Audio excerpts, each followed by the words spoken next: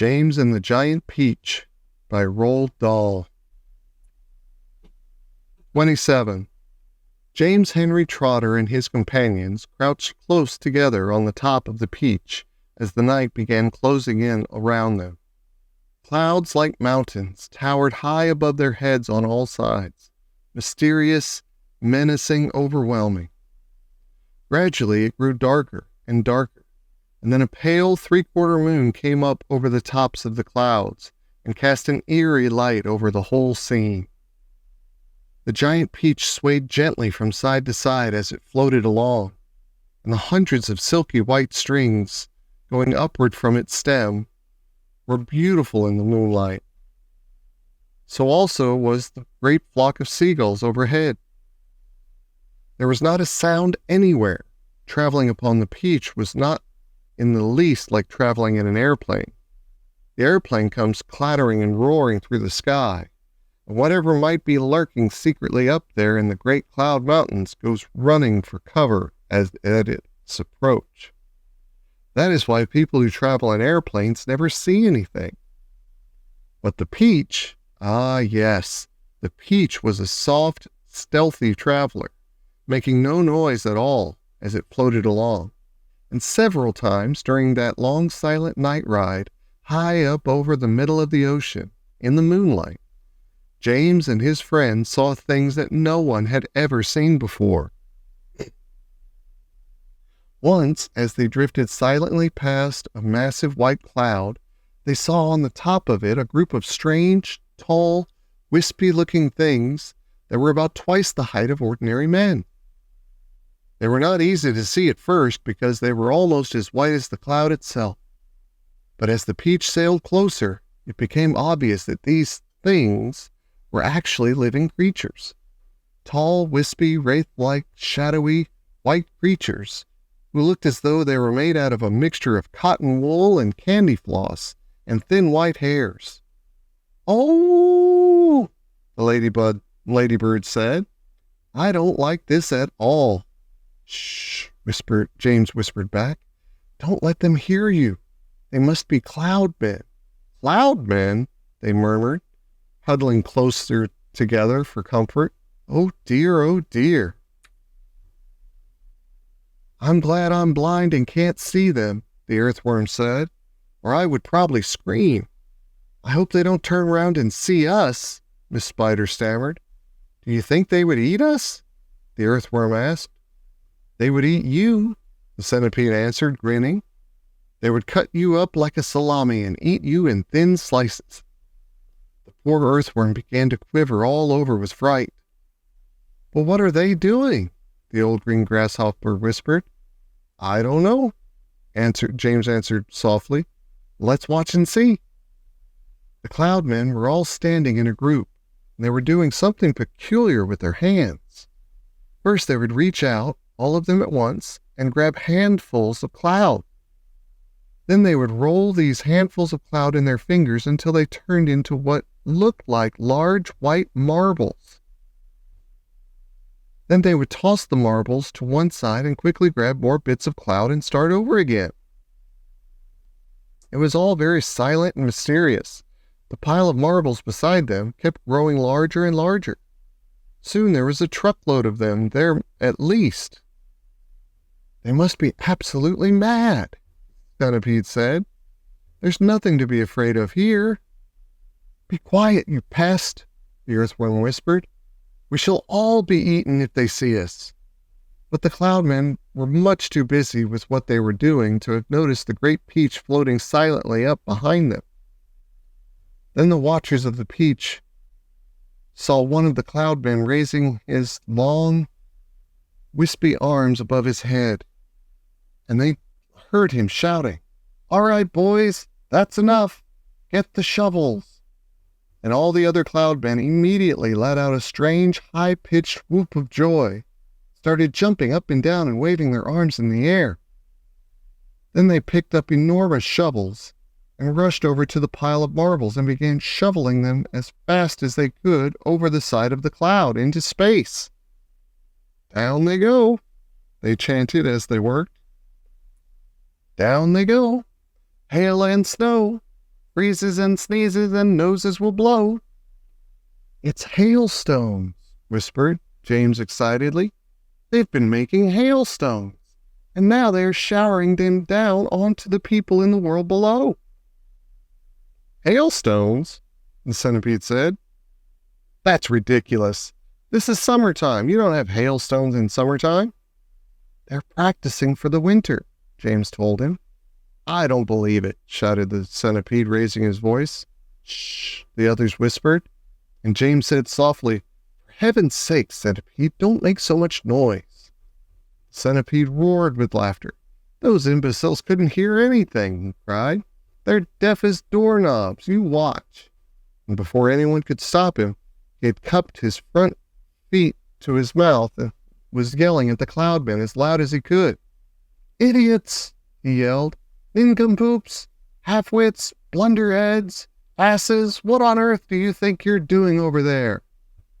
The effect was immediate. The cloudmen jumped round as if they were been stung by wasps. When they saw the great golden peach flying past them not 50 yards away in the sky, they gave a yelp of surprise and dropped their shovels to the ground. And there they stood with the moonlight streaming down all over them, absolutely motionless, like a group of tall, white, hairy statues, staring and staring at the gigantic fruit as it went sailing by. The passengers on the peach, all except the centipede, sat frozen with terror, looking back at the cloudmen and wondering what was going to happen next. Now you've done it, you loathsome pest, whispered the earthworm to the centipede.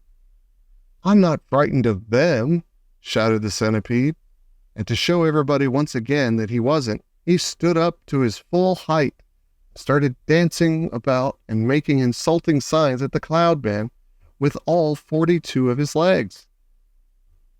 This evidently infuriated the cloudmen beyond belief. All at once they spun round and grabbed great handfuls of hailstones and rushed to the edge of the cloud and started throwing them at the peach, shrieking with fury all the time. Look out, cried James. Quick, lie down, lie flat on the deck. It was lucky they did. A large hailstone can hurt you as much as a rock or a lump of lead if it is thrown hard enough. And my goodness, how those cloudmen could throw! Hailstones came whizzing through the air like bullets from a machine gun, and James could hear them smashing against the sides of the peach and burying themselves in the peach flesh with horrible squelching noises. Plop, plop, plop, plop, and then ping, ping, ping, as they bounced off the poor ladybird's shell because she couldn't lie as flat as the others. And then crack, as one of them hit the centipede right on the nose, and crack again, as another one hit him somewhere else. Ow! He cried. Ow! Stop, stop, stop! But the cloudmen had no intention of stopping. James could see them rushing about on the cloud like a lot of huge hairy ghosts, picking up hailstones from the pile, dashing to the edge of the cloud, hurling the hailstones at the peach, dashing back again to get more, and then, when the pile of stones was all gone, they simply grabbed handfuls of cloud and made as many more as they wanted, and much bigger ones now, some of them as large as cannonballs.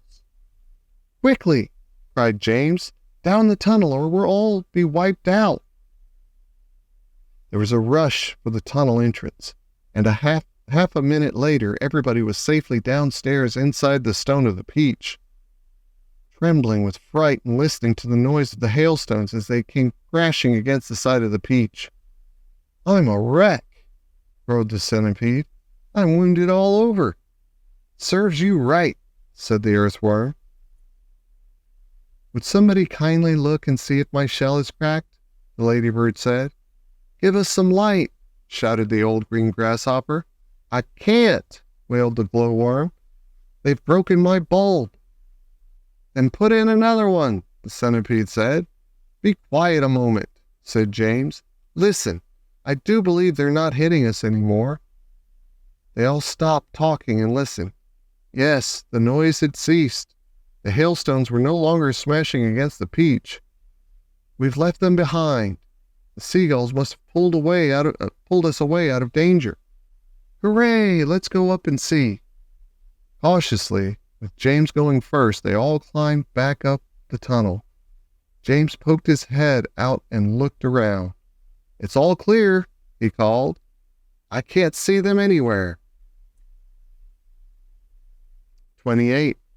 One by one, the travelers came out again onto the top of the peach and gazed carefully around. The moon was still shining as brightly as ever. There were still plenty of huge, shimmering cloud mountains on all sides. But there were no cloud men in sight now. The peach is leaking, shouted the old green grasshopper, peering over the side. It's full of holes and the juice is dripping out everywhere. That does it, cried the earthworm. If the peach is leaking, then we shall surely sink. Don't be an ass, the centipede told him. We're not in the water now. Oh, look, shouted the ladybird. Look, look, look, over there. Everybody swung round to look. In the distance and directly ahead of them, they now saw a most extraordinary sight. It was a kind of arch, a colossal curvy-shaped thing that reached high up into the sky and came down again on both ends. The ends were resting upon a huge flat cloud that was as big as a desert. Now, what in the world is that? Asked James. It's a bridge. It's an enormous hoop cut in half. The giant horseshoe standing upside down. Stop me if I'm wrong, murmured the centipede, going white in the face.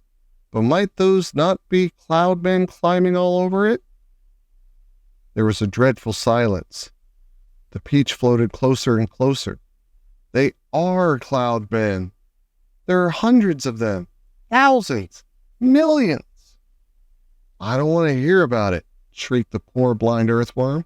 I'd rather be on the end of a fish hook and used as bait than come up against those terrible creatures again. I'd rather be fried alive and eaten by a Mexican, wailed the old green grasshopper. Please keep quiet, whispered James. It's our only hope. They crouched very still on top of the peach, staring at the cloud men. The whole surface of the cloud was literally swarming with them, and there were hundreds more up above, climbing about on that monstrous, crazy arch. But what is that thing? Whispered the ladybird. And what are they doing to it? I don't care what they're doing to it, the centipede said, scuttling over to the tunnel entrance. I'm not staying up here. Goodbye. But the rest of them were too frightened or too hypnotized by the whole affair to make a move. Do you know what? James whispered. What? They said. What? That enormous arch? They seem to be painting it. They've got pots of paint and big brushes. You look. And he was quite right. The travelers were close enough now to see that this was exactly what the cloudmen were doing. They all had huge brushes in their hands, and they were splashing the paint onto the great curvy arch in a frenzied speed. So fast, in fact, that in a few minutes the whole of the arch became covered with the most glorious colors. Reds, blues, greens, yellows, and purples. It's a rainbow, everyone said at once. They're making a rainbow. Oh, isn't it beautiful? Just look at those colors. Centipede, they shouted. You must come up and see this. They were so enthralled by the beauty and brilliance of the rainbow that they forgot to keep their voices low any longer. Centipede poked his head out cautiously out of the tunnel entrance. Well, well, well, he said. I've always wondered how those things were made. But why all the ropes? What are they doing with those ropes? Good heavens, they're pushing it off the cloud, cried James. There it goes.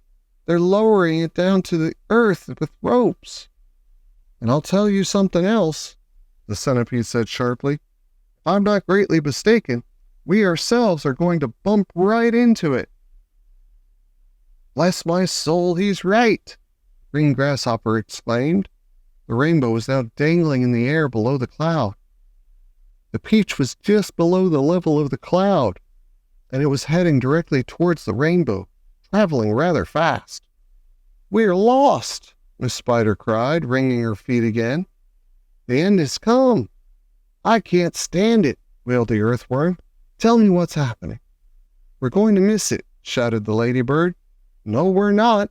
"Yes, we are." "Yes, yes, no. Oh, my heavens." "Hold on, everybody," James called out, and suddenly there was a tremendous thud as the peach went crashing into the top of the rainbow. This was followed by an awful splintering noise as the enormous rainbow snapped right across the middle and became two separate pieces. The next thing that happened was extremely unfortunate. The ropes that the cloud band had been using for lowering the rainbow got tangled up with the silk strings that went up from the peach to the seagulls. The peach was trapped. Panic and pandemonium broke out among the travelers, and James Henry Trotter, glancing up quickly, saw the faces of 1,000 furious cloudmen peering down at him over the edge of the cloud. The faces had almost no shape at all because of the long white hairs that covered them. There were no noses, no mouths, no ears, no chins. Only the eyes were visible in each face. Two small black eyes glinting malevolently through the hairs. Then came the most frightening thing of all. One cloudman, a huge hairy creature who must have been 14 feet tall at least, suddenly stood up and made a tremendous leap off the side of the cloud, trying to get to one of the silk strings above the peach. James and his friends saw him go flying through the air above them, his arms outstretched in front of him, reaching the nearest string, and they saw him grab it and cling to it with his hands and legs. And then, very, very slowly, hand over hand, he began to come down the string. "Mercy! Help! Save us!" cried the ladybird. "He's coming down to eat us!" wailed the old green grasshopper. "Jump overboard!" "Then eat the earthworm first," shouted the centipede. "It's no good eating me. I'm full of bones like a kipper." "Centipede," yelled James. "Quickly, bite through that string, the one he's coming down on." Centipede rushed over to the stem of the peach and took the silk string in his teeth and bit through it with one snap of his jaws. Immediately, far above them, a single seagull was seen to come away from the rest of the flock and go flying off with a long string trailing from its neck. Clinging desperately to the end of the string, shouting and cursing with fury, was the huge hairy cloudman. Up and up he went, swinging across the moonlit sky. James Henry Trotter, watching him with delight, said, "My goodness, he must weigh almost nothing at all for one seagull to be able to pull him up like that. He must be all hair and air." The rest of the cloudmen were so flabbergasted at seeing one of their company carried away in this manner that they let go of the ropes they were holding, and then, of course, down went the rainbow, both halves of it together, tumbling toward the earth below. This freed the peach, which at once began sailing away from that terrible cloud. But the travelers were not in the clear yet. The infuriated cloudmen jumped up and ran after them along the cloud, pelting them mercilessly with all sorts of hard and horrible objects. Empty paint buckets, paintbrushes, stepladders, stools, saucepans, frying pans, rotten eggs, dead rats, bottles of hair oil. Anything those brutes could lay their hands on came raining down upon the peach. One cloudman, taking very careful aim, tipped a gallon of thick purple paint over the edge of the cloud right on to the centipede himself. The centipede screamed with anger. "My legs!" he cried. "They're all sticking together. I can't walk. And my eyelids won't open. I can't see. And my boots are ruined." But for the moment, everyone was far too busy dodging the things that the cloud men were throwing to pay any attention to the centipede. "The paint is drying," he moaned. "It's going hard. I can't move my legs. I can't move anything." "You can still move your mouth," the earthworm said, "and that is a great pity." "James," bawled the centipede, "please help me. Wash off this paint. Scrape it off. Anything."